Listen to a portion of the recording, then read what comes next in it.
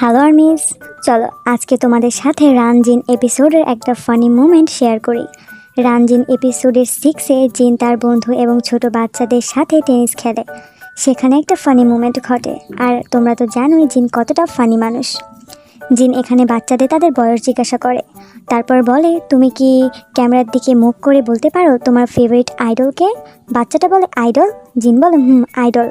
বাচ্চাটা বলে, জংকুক। তারপর বাচ্চা মেয়েকে জিন বলে, এখন বন্ধু সত্যি করে বলো। আর এই আঙ্কেলটা অমুক জিনিসের কথা চিন্তা করে না, শুধু বিটিএস না, তোমার সব সময়ের পছন্দের আইডলকে। মেয়েটি বলে, বিটিএস এবং আইভি। জিন বলে, ওহ, তুমি বিটিএস পছন্দ করো?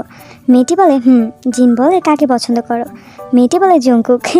জিন কিউটভাবে রেগে বলে, তোমরা দুইজনই এখান থেকে বের হও, এখান থেকে। জিনের ফ্রেন্ড আটকাচ্ছিল। জিন বলে, আমাকে আটকেও না। জিনের ফ্রেন্ড বলে, আমারও তো জাঙ্কুককে ভালো লাগে। জিন বলে, আমিও তাকে পছন্দ করি। মানে জিন এতক্ষণ মজা করতে